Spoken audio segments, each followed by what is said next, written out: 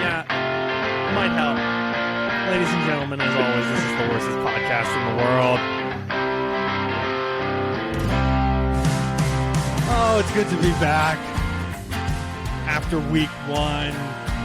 As always, live from Lancaster and Lidditz, Pennsylvania. Anchor.fm/4th and 1. Instagram at 4th and 1 podcast. It's your boy, Fancy Trash Can, sitting next to, as always, Captain Boring. With our CFP, which stands for College Football Playoff. Take that off the notes for Mom. Insider Robert. Hello, gentlemen. I know I just saw you Saturday. Robert was over at Captain Boring's house. We watched some football, including I was there for the first 3 quarters of the Michigan game, and then they watched even more football, including we had more than 47 games slated, but those are 47 FBS via FBS teams. Some big upsets, some upsets that should have been upsets, and some exactly what we were expecting. We got a full slate because we got to go over week 2 still. We got to answer Mom's questions that she gave us from last week, which, by the way, here we go. This is the deal now. This is official. This is legit. If you want us to answer your questions live on air, and you don't comment down below, but you definitely want us to answer your questions live on air, you go and you subscribe to us at anchor.fm/4th and 1, and we'll answer your questions. Give a buck. I don't care. It's a monthly thing. I'll answer any question you want. You want to know why the sky is blue? I'll answer those questions. But beside that point, Micaiah, Robert, lots of stuff happening. I want to jump off the bat here just real quick. I said it earlier. CFP announced this weekend 2020, no later than 2026, 12-game expansions. First 4 get a bye. They're trying to do it by 2023, 2024, or at least start by then, but obviously there's going to be a lot of hoops and red tape to jump in. Let's start with Captain Boring himself, Micaiah. I've heard mixed results about this on game day from around the world. What are your thoughts on the expansion? Thoughts on the expansion are, I wanted 8, I got 12. Won't complain about it. Go follow us on Instagram at 4th1 Podcast. You heard my thoughts there first. However, I do like the fact that this opens it up. It is the 6th highest ranked conference champion. So that is all the Power 5s, and then a team of the Group of 5 get in. So that'll be exciting. I think in the end we'll probably have the same 4 teams competing in, the semifinal round before the Natty, and we'll still have the same 4 teams or 2 teams competing for the Natty year after year, but maybe one year a team gets upset.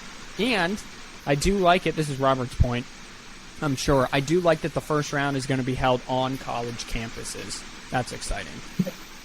Yeah, that is a point, just to clarify. First round will be higher seed is the home team, then it will go to neutral sites after round 1. Robert, what's your take on this? I didn't hear about it on Saturday. I'm okay with it. I'm okay with 12, with 4 getting the first round by 8 to me would have been sufficient, but with 12, I'm okay with it. I think someone's still going to complain just because no matter what, someone's not going to get in that wants to get in, and they're just going to have an issue with it. Big thing for me was just playing at your home stadium. I didn't want neutral, as the NCAA says, but LSU would be playing at the Louisiana Superdome, or Georgia playing in Atlanta. I like that you get to play in your own stadium. Pretty good. I don't really have any thoughts besides what Micaiah and Robert said, and since we have a lot to cover, and I'm just the host, we're going to go ahead and move on. Let's, real quick, let's do Mom's spots. I don't know if she sent us questions that we answered or not. We'll do Mom's spot, and then let's go into the games, starting with the, obviously, Thursday games and moving forward in time as we go. You got that pulled up? Yeah. So Mom is wondering, in the Hawaii Vanderbilt game, Micaiah said, "I'm just glad they covered." What does that mean? The spread? Does that mean they put down as many points as they thought they were going to? The cover is, the spread is the total number of points scored by both teams, Mother. And so the over-under, I told everyone to take the over, and they hit the over. So it was over like 53.5, and they scored, Vanderbilt scored 63 alone. How do the people who set the betting odds do that? Like, to say the over-under is 68, what are they looking at? The averages of points every game last year? Mom, it's a big computer, okay? I'm sure that it's a big, huge, long computer that takes a look at every single imaginable statistic, unless if Robert knows something I don't. I'm sure it's some big, huge supercomputer that just looks at every single stat that these two teams possibly could be looked at, and then they set the odds based on that. Simeon just texted me, "Turn your mic up." Okay, well, this is what it was set to last week. I didn't adjust it. Maybe it got bumped. Who knows? And you told me to turn it down last week. Well, you know what? This madness? I don't know, man. My headphones aren't any different than they were last week. Any other questions from the mother, El Madre? Oh, yeah, I forget what an air raid offense is, Robert. Just a team that likes to throw the ball pretty consistently. Really does not run the ball that often, but majority of the time they're going to air the ball out, as they would say. We like to say here they like to throw the ball round. Yeah. And so that's it for Mom's Spots. Mom, thank you for listening. Thank you for subscribing. Thank you for giving us money. We appreciate it. We thank you. And, of course, that segment was brought to you by you guys, the fans. Anchor.fm/4th and 1. Hit the giving button. Mostly just Mom. Mostly just Mom, but you know what? It may be someone else, and then someone else, and then someone else. Thank you to everybody for subscribing and listening. Let's get into the part you guys actually care about now, because I don't have too much. I'm going to give you my one thing. Well, I'm going to give you my two things, and then we're going to get into it. My two quick, really things are, Micaiah made you a lot of money this weekend. You bet I did. Did your friend who bet that obscene amount of money win? No, because he parlays everything. He pulled a me. Okay. Yeah, he parlays everything. Now, he did say that he's going to switch to straight bets, which is the clear choice if you want to make money with Micaiah.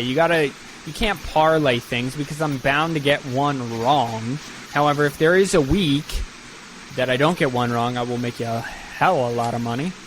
But, no, you got to just straight bet my stuff. Come on. Now, if you parlay bet in groups of 5 last week, I would have made you a lot of money. If you straight bet last week, I would have made you a lot of money. We talked about, while the mics were heating up, while we were getting ready to go, I went 31-10 last week, ladies and gentlemen, which I believe is a record for me.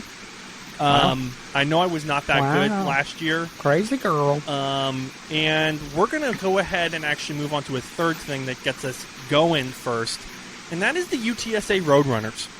Oh, here we go. Meep. They played Houston in a thrilling three overtime battle where they lost, unfortunately. I was unable to watch said game. I wish I would have. I watched the first 3 quarters of highlights, I believe I was able to get through. Long story why I didn't finish the rest. It's because I'm lazy, that's why. And that's a pretty short open and shut story. Yeah, so pretty short, actually. Micaiah put it the best. And this is actually a hot take for you, Micaiah. Robert, did you watch the game? The ending, yes. Okay. So, Micaiah's hot take was that's going to be UTSA's only loss. remind you, next week they have Texas, who's going to be after Alabama. And that's why. Yeah, I can see that. I can see Texas losing. Yeah, okay, so Robert, and this is true, there's a thing called an Alabama hangover. Mm-hmm. You know how some teams will do Alabama pre-gamers, where they'll play really bad like the week before? Yeah, you're But what Reese Davis has figured out, my dude, is that there's an Alabama hangover where after you absolutely get throttled by Alabama because you are so pumped up and then they just rip the life out of you, is that you play terrible the following week as well. You can look at it two ways. There's either the hangover after you somehow beat Alabama, or the hangover after you get mauled by Alabama. Yeah, that's what I'd be saying, Yeah. you know? Listen, they showed me a lot. I really thought after a 12-1, whatever they were last year, 11-2 year, that there'd be some downfall. But all I know is the coach of the UTSA Roadrunners, he's about to get a job at a major Power 5 college football program. Don't know which one will fall apart yet.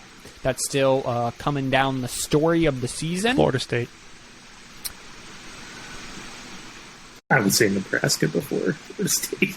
Oh, Florida State just won. I don't count Florida State. Listen, But okay. Florida State just Go won, win my the dude. ACC, and then I'll be impressed. You guys looked rubbish last year, and you beat LSU by, I don't know, a sneeze to a first-year coach with a team that really didn't have anything going for it. They had maybe 2 transfers. Yeah, So no. here, I'll give you one, Robert. I'll give you one. I like and Nebraska, it's though. It's way out in left field. Nebraska's pretty good, but it's way out there. You ready for this? Iowa. Ooh.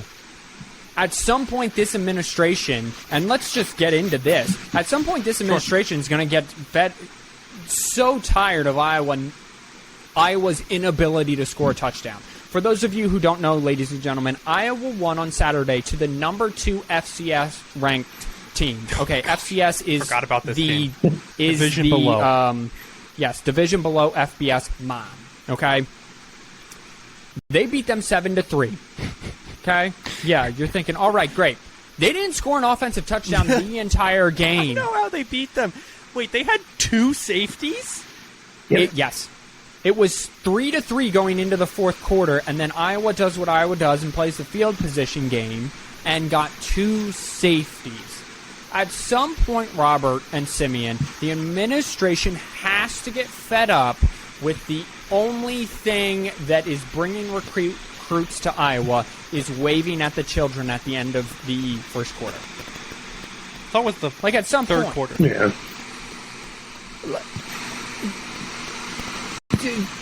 Anyone want to jump in I hear here? Iowa City's pretty too. No, I 100% agree with you. I think they've been, what's the word I'm looking for? Spectacular mediocre for a very long time. Ever since what was the years they won the national championship 2 decades ago? It wasn't 2 decades. Iowa? Yeah, wasn't. Didn't they play for a national? Has Iowa? Yeah. Roberto, 2000 and what was the year? 2006. No, I mean, if it was a long time ago. I don't think it was that A relevant, long time though. ago. No, my they dude. didn't win the championship, but they played for Yeah. a championship or No, the Rose there's- Bowl in 2000. Yeah, they played in the it was Rose the version Bowl of when Christian NCAA where if you were a really good recruit going on campus, you got drafted by number 2 Iowa. You got picked up by number 2 Iowa, and their quarterback was number 2, and he was their impact player. No, am I the only one who remembers this? No, I mean, I remember that, but they've I don't know had that good was. teams. No, that's what I'm saying. That's the last time they were I would say, successful in any way besides, I don't know, academic and corn related. So I agree with you. If you come out and you win the West, how long has their coach been there? I don't even know their coach's name. That's how insignificant Iowa is to me. You He's been show there up and you since play one 2000. game because your defense is good. You beat a team 7-3 because they're used to throwing the ball around, and then you go and lose the games that actually matter. Robert? I wouldn't go to Iowa. And the main reason I would not go to Iowa is because Iowa is such a culture school. Iowa and Notre Dame are very big on culture. And that is going to be something super hard to break coming from a school. Not saying like UTSA or anybody isn't cultured, but he's been there since 1999. Yep. That's a hard thing to try and not break the culture, but change that culture quick. But at some point, I mean, this culture hasn't been able to compete for a Big Ten 2004 is what I'm thinking of. Ship since probably that. Like, yeah, okay, so they've made the Big Ten title game maybe 3 times since its inception, maybe. Robert, they made it once against Michigan State. They won the West Division in 2015 and 2021. Okay, so 2 times since the inception, which I think the inception was like 2013. And before that, they had basically a 9-year drought. But every time they were a heavy underdog. Michigan State, beat them on with one final drive, but there is no spice to the offense. You know exactly what you're getting. If you go into the Iowa game, have 0 turnovers, right, and you play basically Iowa's brand of football, you're going to, as long as you're the better school in terms of talent, you're going to win that football game. Like, it's almost like playing an academy now. Iowa is almost as outdated. Their offense is almost as outdated as the academies. The last time, Navy, Army. By the way, just wrap that up. UTSA 2-point favorite to Army. Go ahead and make that selection. They're going to win that game. 1960 was the last national championship they had. The last conference championship they had was in 2004. And the last time they won the Big West, where they lost to Michigan State and Michigan both times in big games, 2015 and 2021. Oh, and their coach only has a 60% win percentage.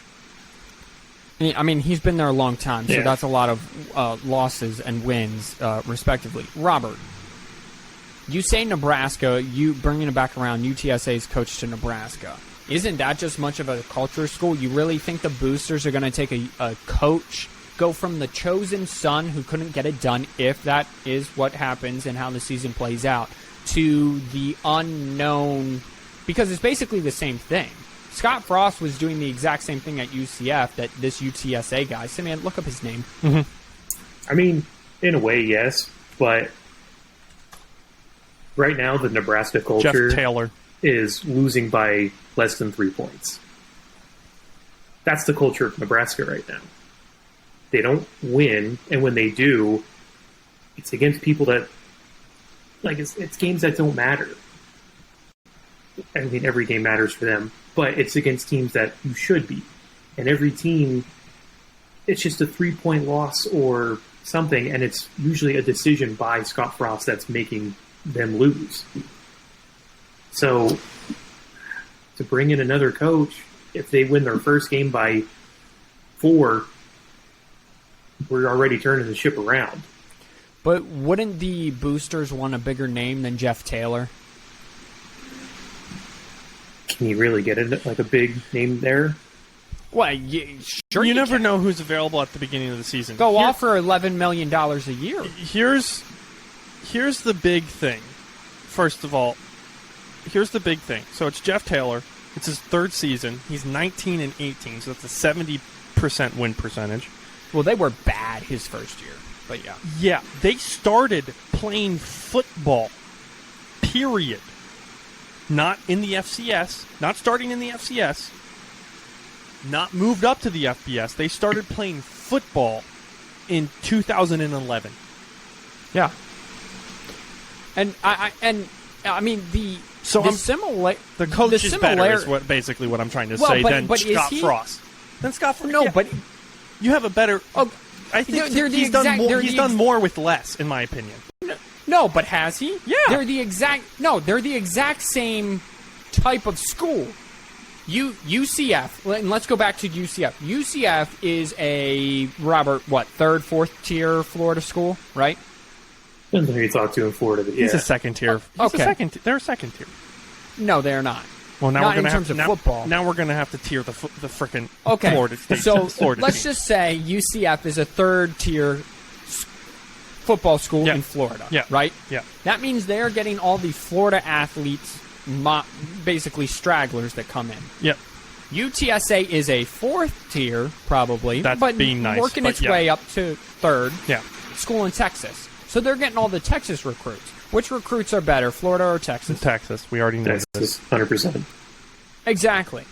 So he's working with at least better athletes, probably. But all I'm saying is, if I'm the Nebraska administration, and again, I hope it works out for Scott Frost because I really want to, because I really like him as a coach. I really do.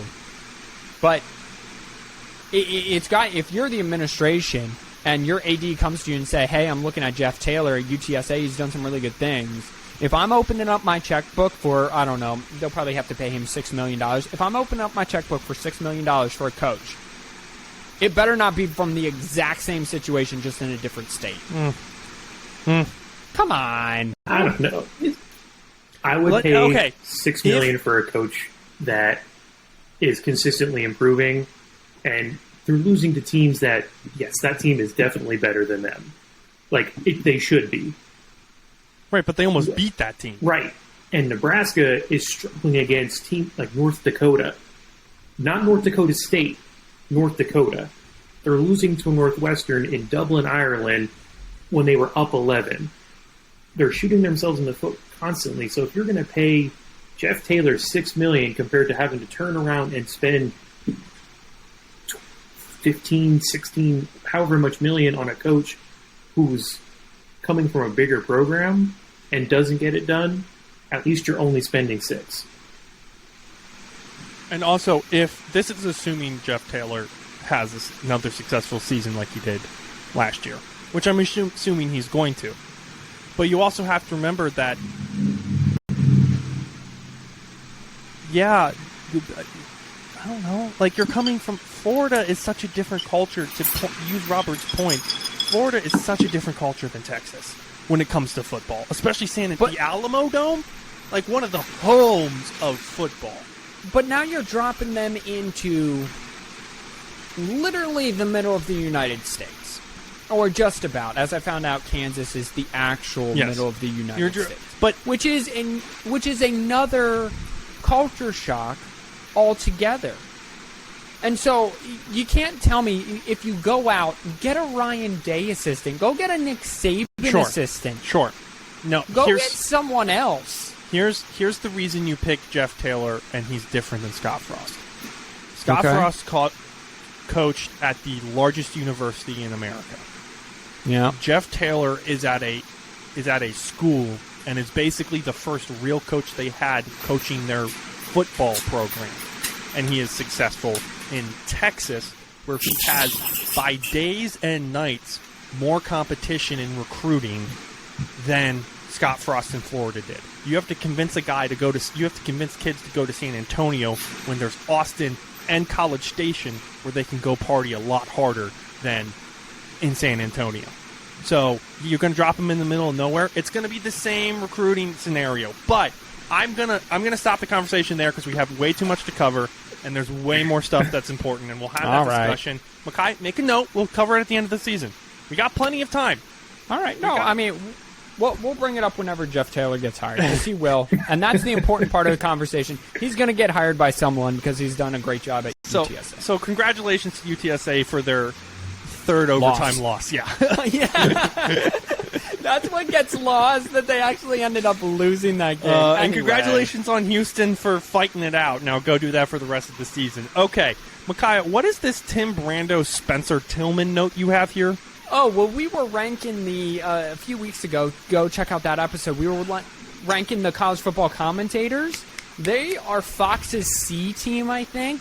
They are outstanding. I mean, it's basically Jim Nance with a better voice and Tony Romo. So Spencer Tillman is the analyst, and he sees everything before it happens like Tony Romo does. Yeah.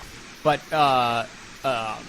Brando, his voice is just like a whiskey hitting the back of the throat. Just refreshing, washes over you, makes you feel warm and fuzzy. Okay, not as weird as I thought that was going with, because you started with back at the throat. Real quick, I also have to shout out to RG3, actually, carrying, in my opinion, as the analyst for the Michigan game. I thought he did quite well. He's still coming into his own. I'm going to give him a C+ sort of scenario, but for, being, as Micaiah said, he was on the Baltimore Raven COVID team, by the way, so he's only 2 years removed from the NFL. So this is his second year. You said 3 years. This is his second year. So good on them. In other words, we're probably going to end up ranking them at the end of the season as well. Okay, speaking of Michigan, since we're there, as 3 Michigan men, as I'm not wearing my Michigan hat, fail. Listen, man, I'm trying. Are you, though? Who knows? Michigan beats Colorado State. Let me see if I got this off the top of my head. 56-7? No. I think it was 51-7. Yeah.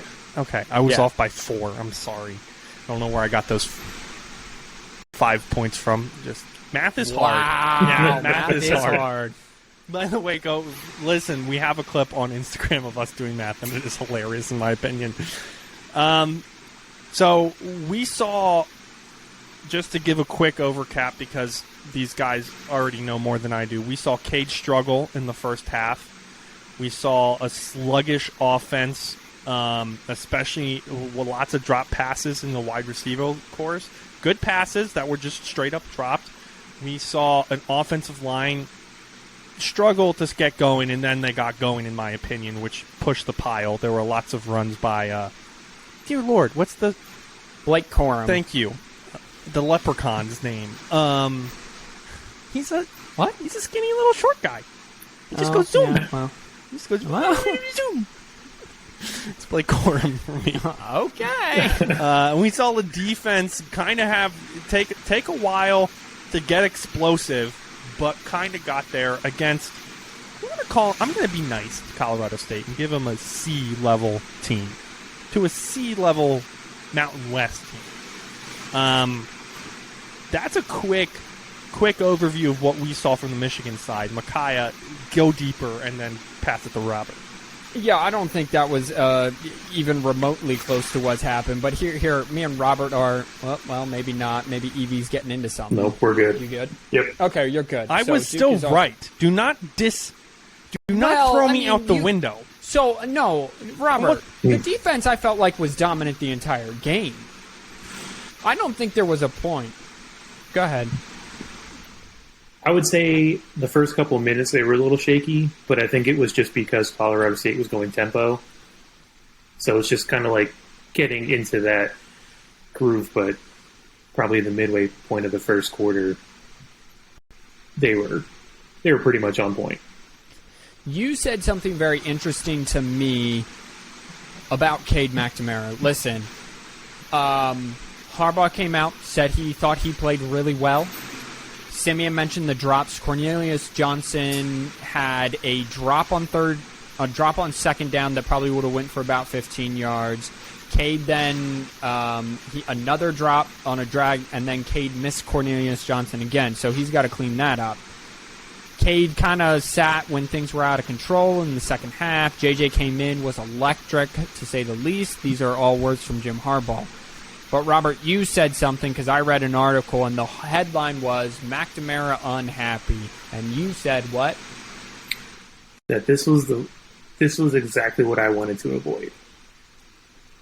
Expand on that. So, we went from having 2 quarterbacks that we were interchangeably using, which, fine, it was working, everybody was happy, team was happy, chemistry was happy, it was great. Now we have a quarterback who's unhappy. So there's men in the locker room who gravitate towards each quarterback. You're going to have one group who isn't as happy as where they want to be, and you're going to have one group that's obviously happier. this is going to end up causing, I think, some issues down the line. Because, say we start JJ goes out, does his thing. Eventually, something is going to happen where he's going to tweak an ankle, something, and he's going to have to come out for time. You're going to have Cade going in, and he's not going to be happy.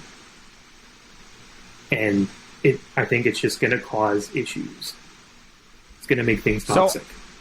So I read more about it today.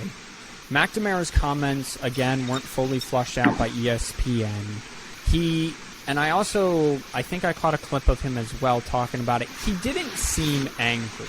It was more of, I thought that I had my best camp. I thought that I did it well enough to secure the starting job. And the way Harbaugh is going at this is a little unusual. Harbaugh said he doesn't feel like he needs to manage the situation. He says that the locker room is fine with this decision. Cade also says he's fine with this decision, and whatever role he is on the team, he's glad that his teammates made him a captain, and he will accept whatever role is given him. Two things are very clear, I think.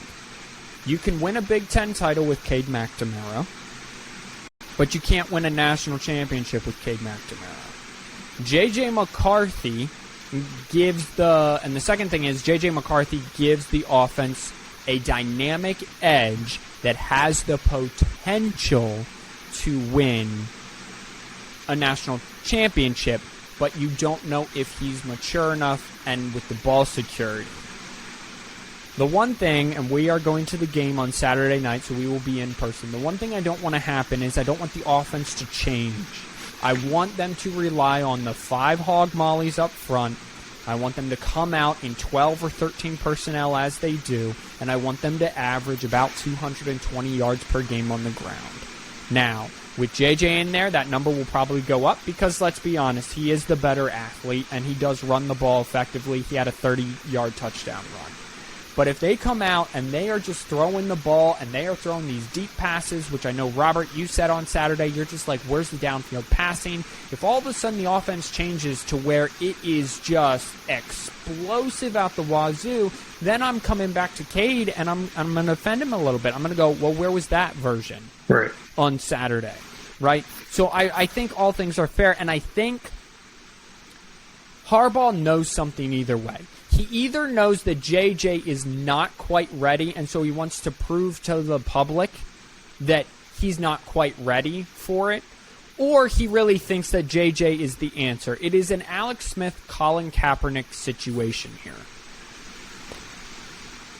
But the thing is, you can't count on a concussion knocking out and you better not be hoping for it, a concussion to knock out Cade McNamara so that JJ can take the job over. Harbaugh did come out and said, I read he did an interview today. He said that if everything is equal at the end of this game, then guess what? It's going to revert back to last season where the coaching staff has to figure out how to use them both to win football games. So I think, Simeon, I think we should leave it there. Robert, I share your sentiment with this is exactly what I didn't want to happen. I'm really hoping that if they go JJ, which honestly at this point I think if he comes out and throws for 200 yards, which is about what Cade would have had without the drops, runs for 80, 85 yards, has 4 total touchdowns, the offense runs for 300 because it is Hawaii we are talking about, and they blow them out. I think if you're Jim, you have to look at the situation and go, because of his legs and his ability to be able to make plays happen on the perimeter, we have to start JJ because Ohio State's building up on toughness, whether you believe that or not, and you know what you're getting from Georgia, and you darn know what you're getting from Bama right now. You are barely good enough to beat one of the big 3, and so you have to choose the quarterback that gives you the best shot. It became personal with me. Switching onto that next topic, we watched during that game. That was the 12 o'clock game on Fox, not FS1. ESPN. Oh, ESPN. I'm sorry. One of the other games that was on at 12 was NC State versus Eastern Carolina State. Also another game that was on, another North Carolina game, App State versus North Carolina. Thought App State was going to get that one, guys. I just have to throw the small teams. They're Simeon's teams. I throw them a bone. Thought they were going to, ends up losing by a couple. I don't know the final score. But they looked really good. They're probably going to win the Sun Belt this year. That's my money now. Moving on to back over to NC State, who, Micaiah, if you remember, we were kind of wishy-washy on when we broke down the ACC. They ended up only beating Eastern Carolina, a middle-of-the-road Sun Belt team, by 1, did I just see? Yep. Yeah. What does that say for the rest of their season? Robert, I will let you take this one if you want to make it quick with this, because I don't think that there's much to say about this besides we were wishy-washy, and that's just about what we got. Yeah, North Carolina State came out flat, and when you leave smaller teams in the game, you run the risk of losing. And if East Carolina can make field goals, that game's over. You can't come out flat. That's fair. You know what game's also over if you can make a field goal? What's that? LSU, Florida State. Yeah. By the way, an amazing game. LSU is a 7-win team. They're going to fight all year. Eventually, they will get the identity of just road grading people with the big Louisiana boys that they have along that offensive line. Just pointing that out. But I think Mike Norvell's got this ship going in the right direction.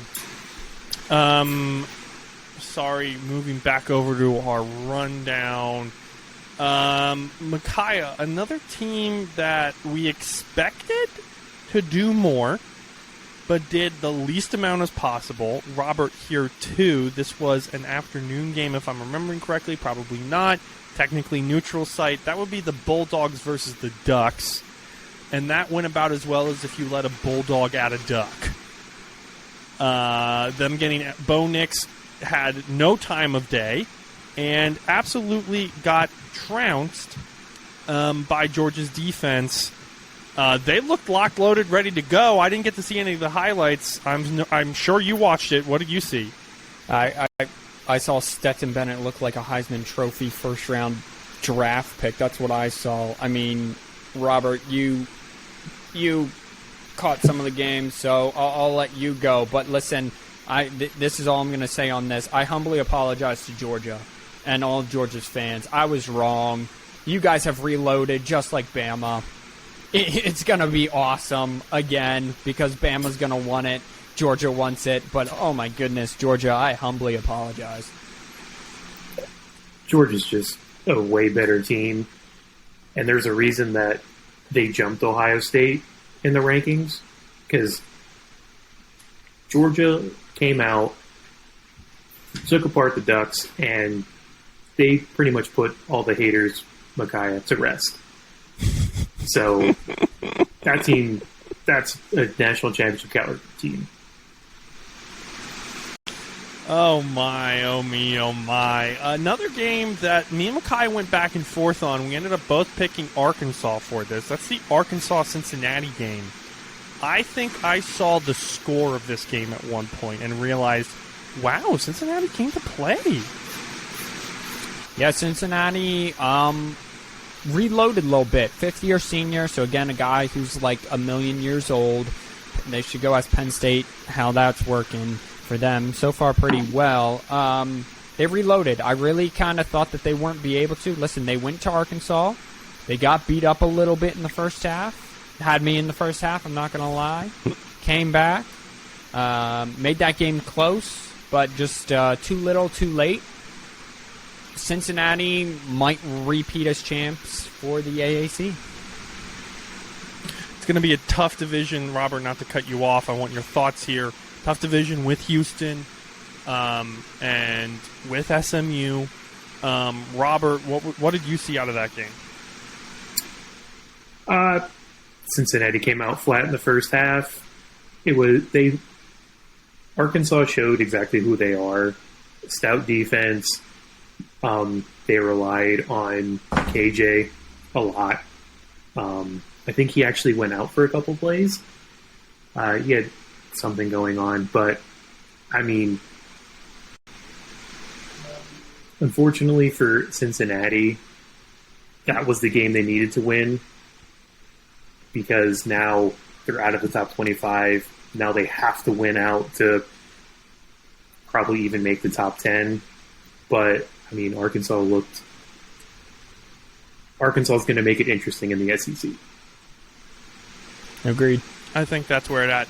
Let's jump over to just finish up recapping before we jump over into, and hopefully we'll be a little bit faster on our picks, maybe not.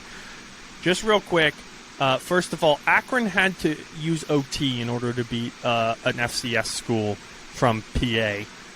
So just for everybody keeping track on how bad is the worst team in the FBS, it's Akron, and they're very bad. Real quick, Pitt dismantled, but not dismantled, handled WVU, West Virginia University. There it is. Who looked a lot better than I gave them credit for, but Kendon Salvis also looked really good. That was the backyard brawl. Quick hits from you two.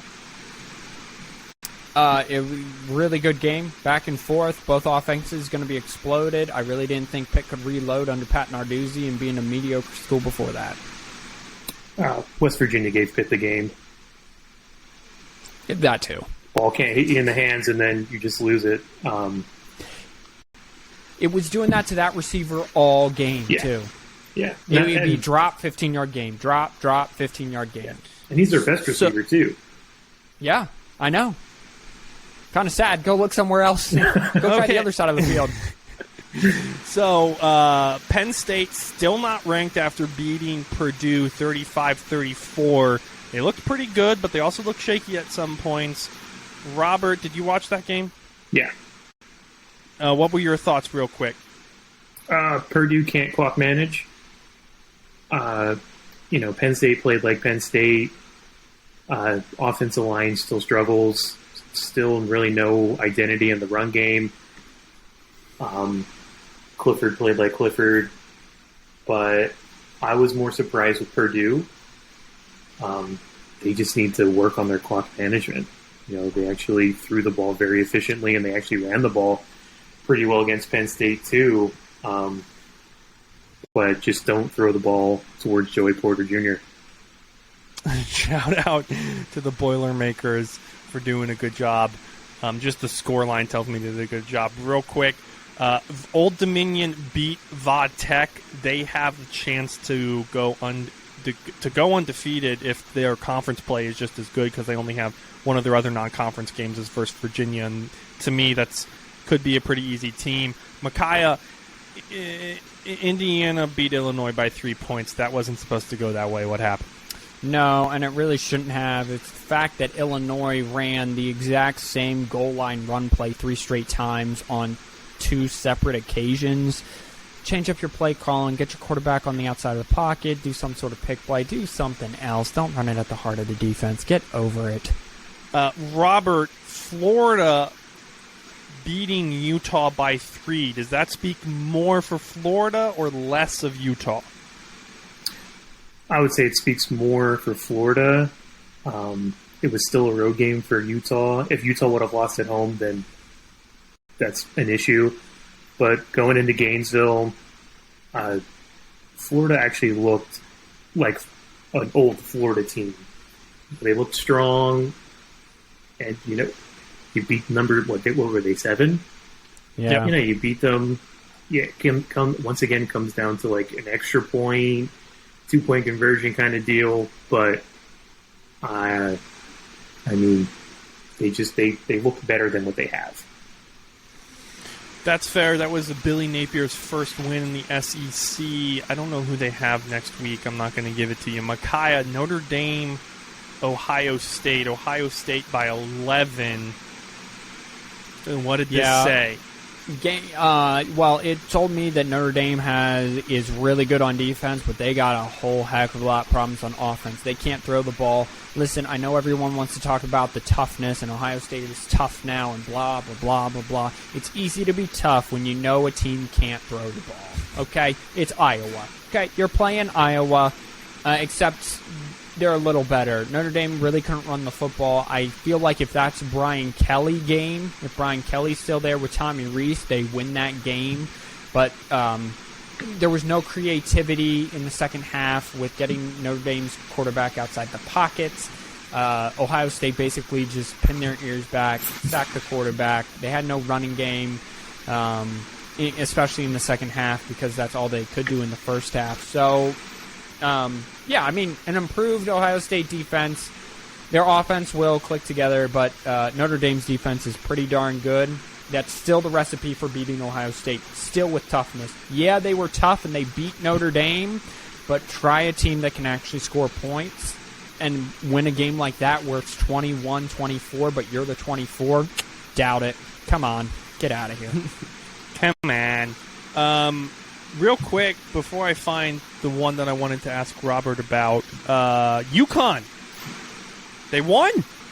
Yeah. They beat the Central Connecticut Blue Demons 28-3. So good job for UConn. They're going to get a clappity clap.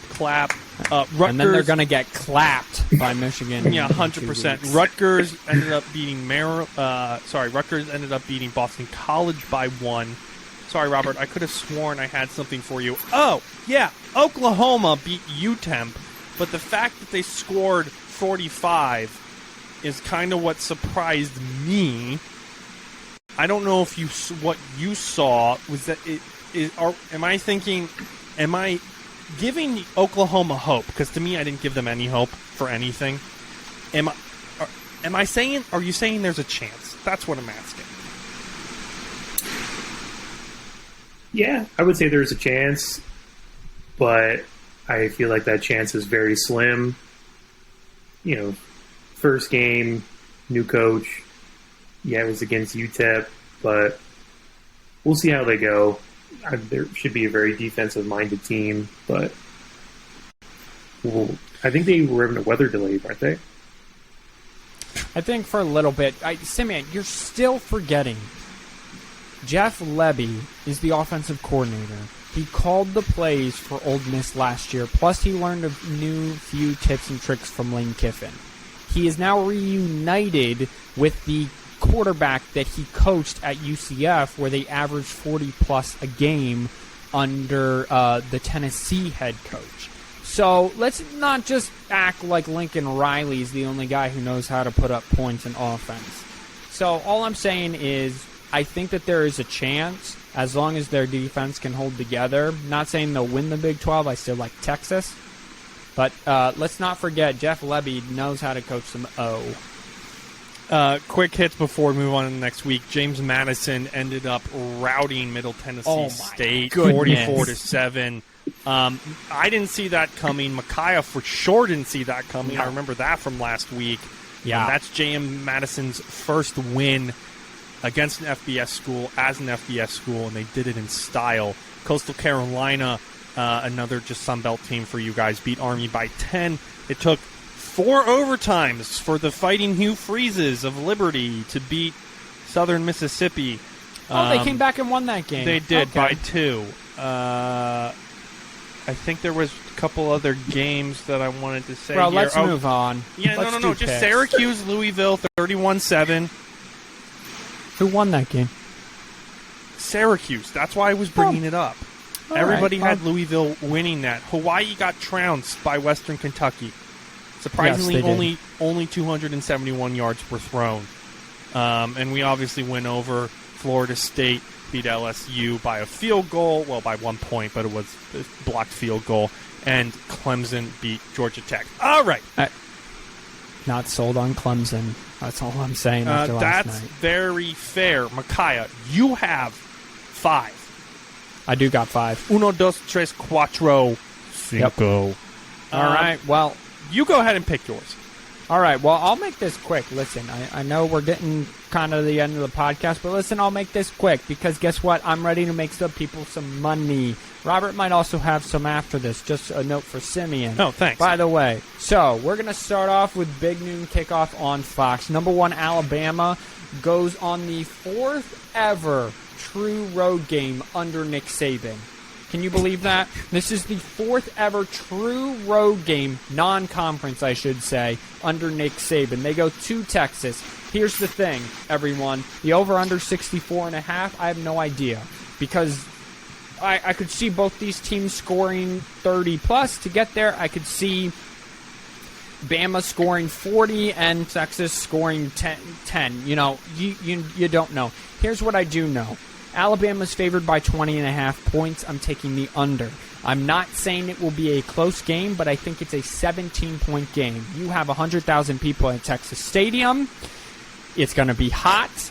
It's a noon kickoff, which is a 10 a.m. their time. And it's Texas. Sark wants to prove it. He's got something. I think Texas does have enough. Sark's creative enough to keep this thing close. I think it is at least a 2-touchdown game, but I don't think it's any more than 20. So I take Texas plus the points and go with it from there. Next up, we have Tennessee and Pittsburgh. Last year, this was a 48-44 kind of game where I believe Tennessee actually won. Correct me if I'm wrong, Robert. Do you remember? Tennessee won, yeah. Tennessee won the game. Yeah, Tennessee won the game last year. Well, here it is. Tennessee's going to Pittsburgh this year. Number 24, Tennessee. Josh Hubble is the coach of Tennessee, ranked for the first time. They are 6.5-point favorites to a team that looked much better than them and played a much better quality of opponent than them.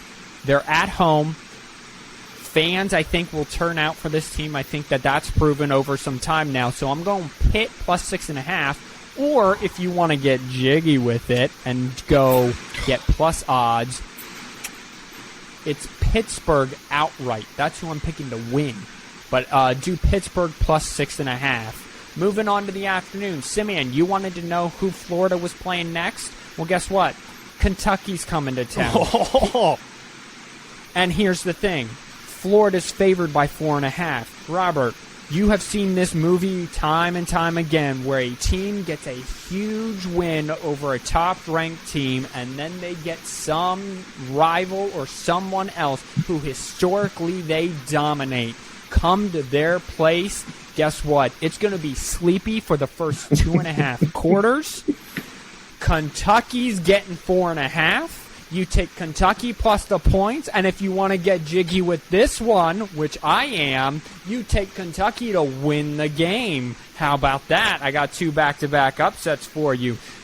The late game, the game no one will watch except true fans, 10:30 p.m. Eastern. Number 9 Baylor travels to number 21 BYU. I'll catch the end of that game because I won't be home until that game's almost at halftime, I'm sure. Listen, both these teams can put up a lot of points. The over-under is 53.5. I would say take the over on that. Here's the other bet you can make. So I'm going to take the over 53.5. Baylor's the underdog going at the road, on the road. I know this, but Baylor, we have to remember, they're the Big 12 champs. Everyone seems to think that it's either Texas or Oklahoma State. Remember, Oklahoma State ended up this short. Baylor is the reigning Big 12 champs. You take Baylor plus the points, Baylor to win the game. I'm betting the over at 53.5, though. Finally, Simeon, you won't like this, but I'm going to do it anyway. Number 10, USC. They are the 7:30 game on ABC with it will be Reese Davis this week and Kirk Herbstreit. They're going to Stanford. Yes. The over-under is 67. USC is a 9.5-point favorite. I still don't know what I'm getting from both USC, but more importantly, Stanford. I'm going to take the under. That's far too close to 70. You take under 67. That's my 5 picks. Robert, before we get to you, just one comment. Guys, take the over 9.5 points. There's no way that's not a 2 touchdown game. I get that it's Stanford and it's going to be the first competition, that legit-ish competition that we see for USC. Just take the over. Yeah. Robert, you have a few for us, and I'm interested in them because we had absolutely zero discussion when you were over on Saturday. And then we're going to breeze through mine because we know how this works. Well, I had two, but Makai kind of took my Baylor one. Well, you're allowed to give. You're allowed. Are they to have different this, though? No, because I was going to take Baylor straight up. Okay. Yeah, listen, I'm taking Baylor too. Robert, you're allowed to have the same opinion. Yeah, it's allowed. Well, I understand that. And this one, Iowa State plus 3.5. Yo, I saw this. Yes! Yeah. Everyone, I'm so excited. Robert, explain. Do it. Well, Iowa hasn't scored a touchdown yet. Iowa doesn't have an offense. Yes! They got a punter, and they have a defense that plays inside the 5. And don't forget, Iowa State still has Matt Campbell that everybody has seemed to forgot about because he didn't have a great season last year. And it's not like last year. I mean, last year was a rout because Iowa State had 4 turnovers in the game. There's no way that is happening again. I'm sorry. Also, the over-under is like 41.5. Take that under, right? Yeah. Yeah. Unless it's a blowout, which I doubt. But yeah, probably still, like 21-2. A blowout of a blowout of Iowa is 21-0. That's a good point. I like the 21-2. Do you think that's an odds bet on the final score? I would love to get a 21-2 odds. Okay, here's the deal, guys. There are a lot of games. There are a lot more games. This is how it works. Micaiah makes you the money. Robert is Robert, and I make you look good in front of your friends. 31-10 and 5-2 the week before that. That puts Why don't you just pick 5 winners? Because this is more fun, and we need to have something neurotic on our podcast. Okay, go. I need to bring the crackhead energy, or I will jump out of a window. Okay, rip it, man. Okay, go here quick. we go. Now, just one last thing. These are all the games that are available to me at FanDuel Sportsbook, not a sponsor. The odds are set as of, we are recording this on Tuesday, September 6th. So if they change, sorry. But these are going to who I think wins. These are the outright money lines.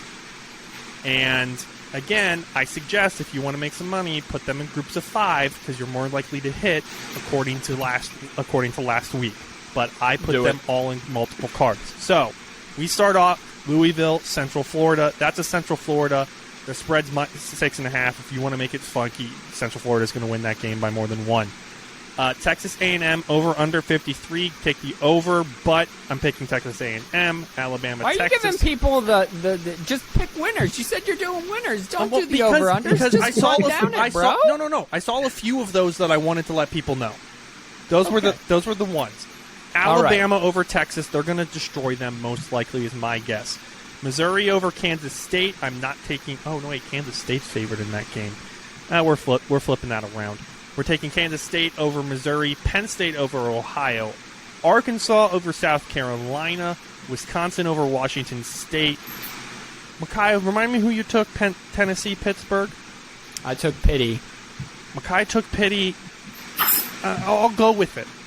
I trust my brother. Robert, okay? you like that pick or no? I would go with Tennessee.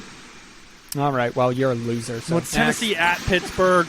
If this was the other way around, I'm with Robert, but I think because it's a home game, Pittsburgh has the edge. I, of course, take Iowa over Iowa State. No, don't do that. I mean, other way around. I'm sorry. Iowa State over Iowa. Sorry. Who did you have for Florida versus Kentucky? I had Kentucky. You had Kentucky. Come on. Honk shoe, 7 p.m. game. USC over Stanford. You take USC. You take Baylor. Put as much money on that game as you can. Baylor's going to win. Take Northwestern over Duke. They look good. You take Miami over Southern Miss. Can't bet against Ohio State, Arkansas State. Don't want to anyway. You take the Roadrunners, meet, mother effers. Okay, question for you guys.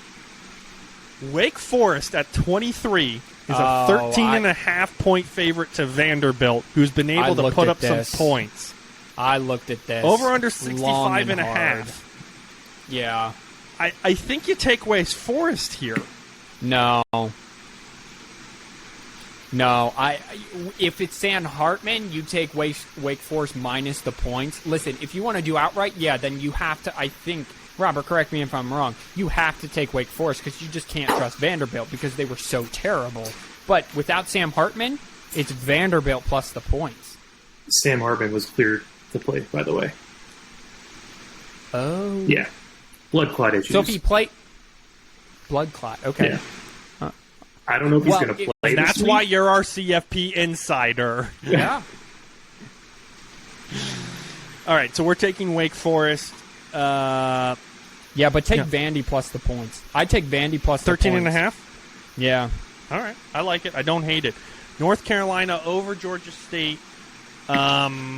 Central Michigan over South Alabama. Yeah, I have to pick that game. You take Western Michigan over Ball State. You take Notre Dame over Marshall, Maryland over Charlotte, Navy over Memphis. Nope, Other way around. I lied to you. Memphis over Navy. Houston over Texas Tech. They're a 2.5 point underdog. That you can make some good money there. You definitely take the over. Yeah, the over 65.5. You take it. Okay. You definitely take Akron over Michigan State. They're definitely going to be able to put up any semblance of points there. Middle Tennessee, Colorado State. If that's not clear to you after seeing what James Madison and Michigan did to those two teams, you take Colorado State and you go maybe drink more. Who knows? I'm going to say Illinois over Virginia. I got to keep track here because I'm at my max. UNLV California over UNLV. I think you take West Virginia over Kansas. I do actually think that. That's going to be an interesting one, but you take West Virginia over Kansas. Mackay, and they're getting bored. Okay, here we go. Fast. Old Dominion. UAB over Liberty. I know. Northern Illinois over Tulsa. Texas State over FIU. Syracuse over Connecticut. Oklahoma over Kansas State. I'm going faster, I swear. Toledo over Massachusetts. Eastern Michigan, Oklahoma State, Nebraska, Auburn, Boston College, Michigan, UTEMP, Fresno State, Mississippi State, Boise State. I mean, so here's the problem you're probably going to pick like 50 games. So you either need to do one of two things. Yeah, we narrow need to it down to like 25. I know. Or just go much quicker. But that's no because fun. You just ran through 60 games, dude. All you guys get to do is talk, and then I'm over here just asking you questions, and I feel left out.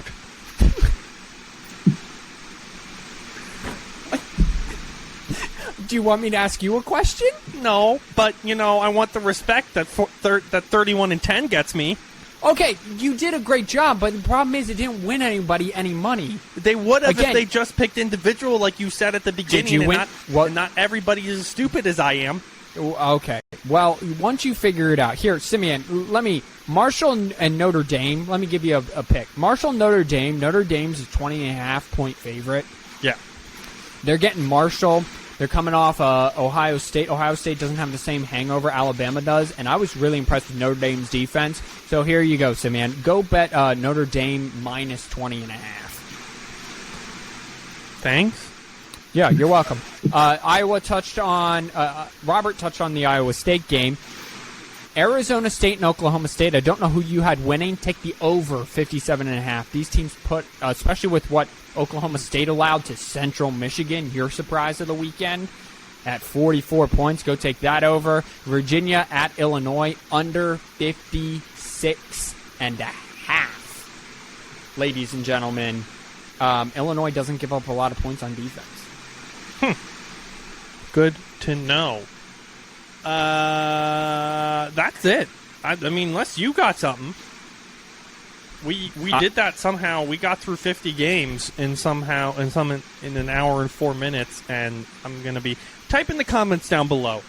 Fancy Trash Can should pick less games, yes or no? Y for yes, N for no.